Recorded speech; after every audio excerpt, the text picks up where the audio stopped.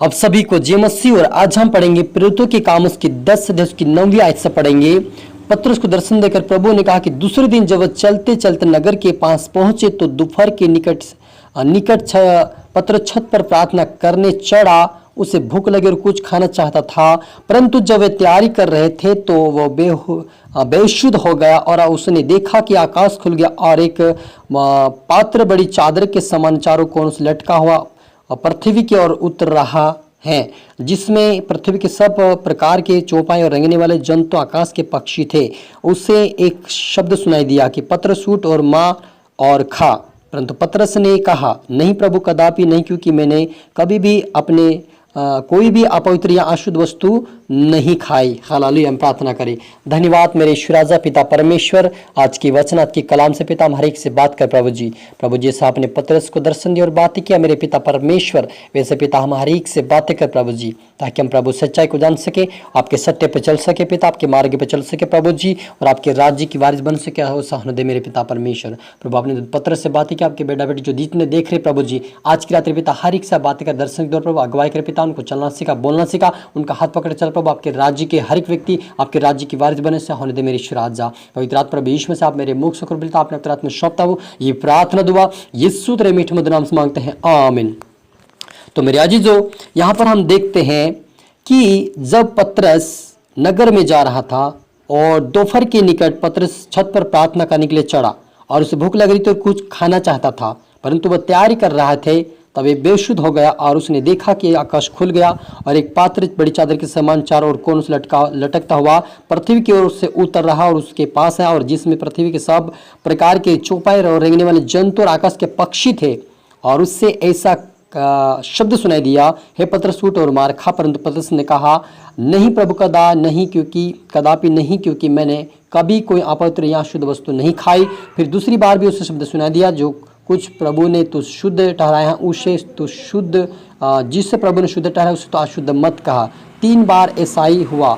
तब तुरंत वह पात्र आकाश पर उठा लिया गया। तब पतरस ने अपने मन में दुविधा में था, यह दर्शन जो मैंने देखा क्या हो सकता है।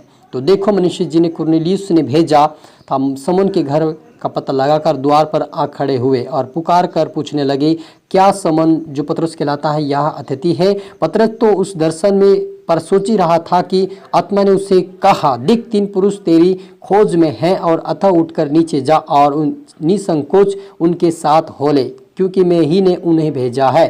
प्रभु ने कहा मेरे जीजो पतरस से कि इन जो पात्र मैंने तुझे दिखाया कि कई प्रकार के रेंगने वाले जीव जंतु और पक्षी थे, उनको मार और खा। लेकिन पतरस इस बात को समझ नहीं पा रहा था कि प्रभु उससे क्या कह रहा, उसकी दुविधा में था। लेकिन कुरनेलियुस की प्रभु ने दर्शन देकर उससे भी कहा था कि पतरस को अपने यहाँ ले आ, क्योंकि मैंने तेरी प्रार्थना और तेरे दान मैंने तुझे परमेश्वर के सामने स्मरण आया और मैंने तेरी प्रार्थना को सुना है कहा। और जब कुरनेलियुस के आदमी उनको लेने के लिए आया पतरस को, तो पतरस को प्रभु के आत्मा दर्शन देकर कहा, क्योंकि वो छत पर था, उसके आके नीचे उतर, तुझे कोई 3 पुरुष लेने के लिए आए हैं। तब वह अतः उठकर नीचे जा और निसंकोच के साथ उनके साथ हो ले। तब पतरस ने उनके उतरकर उनके मनुष्य से कहा, देखो जिसकी खोज तुम कर रहे हो मैं वही हूँ।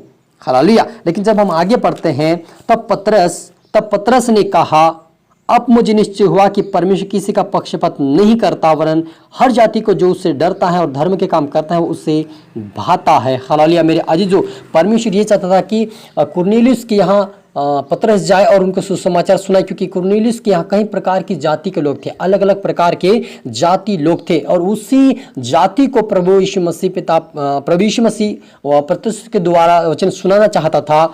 इसलिए उसको यह दर्शन दिया था कि चादर में कुछ अलग कई प्रकार के रेंगने वाले जीव जंतु थे और पक्षी और पशु भी थे, और उनको कहा कि मार कर खा, क्योंकि उसके अंदर अशुद्ध और शुद्ध पशु भी थे, जो इसका हम खा सकते जिसको नहीं खा सकते, इस प्रकार के थे। और यह चादर जो था प्रभु ने अपने लोगों को दिखाया था कि लोगों इस प्रकार से संसार में रहेंगे, अशुद्ध शुद्ध अशुद्ध सब प्रकार के लोग रहेंगे, लेकिन उनका मैं पक्षपात नहीं करता। यानी कि प्रभु पिता परमेश्वर यही चाहता है कि हम किसी का पक्षपात ना करें कि तू छोटी जाति या बड़ी जात का या तू मीडियम है, हमें किसी का पक्षपात करने की आवश्यकता नहीं है, लेकिन वचन के अनुसार हमें आगे बढ़ने की आवश्यकता है, क्योंकि प्रभु जब किसी का पक्षपात नहीं करता, आप और मुझे पक्षपात करने की जरूरत नहीं है। ये चादर के बारे में, क्योंकि बहुत सारे लोग ये सोचते हैं कि ये प्रभु पिता परमेश्वर ने ये कहा कि हमें कई प्रकार के जीव जंतु खा सकते हैं, कई प्रकार के पशु पक्षी हम खा सकते हैं, सोचते अपने मन में और यही लोगों को शिक्षा देते हैं, लेकिन यह बातें प्रभु पिता परमेश्वर ने अपनी बातों को कहा है।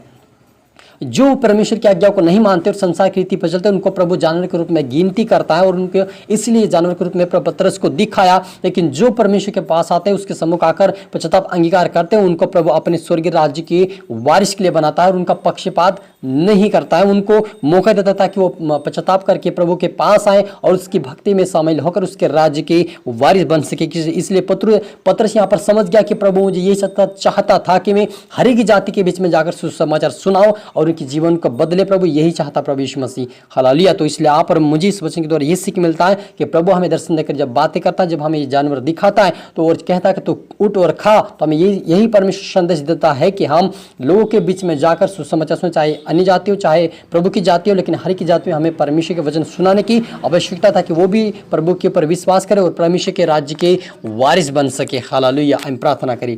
धन्यवाद पिता परमेश्वर खुदा मेरे यीशु राजा, जिस अपने पतरस को प्रभु चादर के समान पिता परमेश्वर चादर के अंदर प्रभु कहीं प्रकार के जीव जंतु, रेंगने वाले पिता पशु और पक्षी पिता दिखाए, लेकिन आपने उस दर्शन को पिता अपने लोगों के बारे में बताया ताकि जो लोग शुद्ध करते हैं उनके बारे में आपने बताया कि उनका जीवन भी बदले। मेरे पिता आपके बेटे बेटी जितने देख रहे सुन रहे पिता, आज के वचन के द्वारा पिता वो आशीषित होने पाए। मेरे पिता आज से तेरी मार्ग पे तेरे वचन पे चले पिता, हर एक जाति में प्रभु आपकी बेटा बेटी सुसमाचार सुनाने पाए पिता।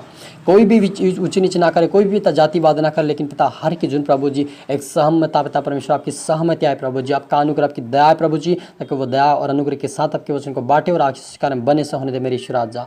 और प्रभु जिस दर्शन देकर अपने पत्रस से बातें के वैसे हमारी से बातें कर प्रभु, ताकि हम सावधान हो सके प्रभु और हर एक लोगों के बीच में जाकर आपके वचन को सुना सके पिता। जैसा अपन हनन्याह से कहा कि तू जा और उठ और सीधी गली के तो वहाँ पर तू जा और उस शाऊल के लिए प्रार्थना कर चंगा हो जाएगा। कहा पिता परमेश्वर, उन्होंने प्रार्थना की, उसकी आंखें खोल के प्रभु जी। वैसे आप पिता हमारे एक से पे दर्शन दे और पिता हमसे बातें कर, हमें बुद्धि और ज्ञान समझ के आत्मा दे मेरे पिता। आपका नाम ऊंचा आप बड़े में घट मेरे पिता परमेश्वर। प्रार्थना सुना आशीष का धन्यवाद मेरे ईश्वर राजा। ये प्रार्थना दुआ यीशु तेरे मीठे मधुर नाम से मांगते हैं, आमीन। आप सभी को गुड ब्लेस यू ऑल और अगले वीडियो मिलते सबको जय मसीह के। और मैं आशा करता हूँ इस वचन तो प्रभु आपको बातें किया होगा और इस वचन को आप दोबारा सुने ताकि और भी समझ पाए और इसको लाइक शेयर और सब्सक्राइब करें ताकि प्रभु आपको दुगनी आशीष दे। फिर से आपको जय मसीह की।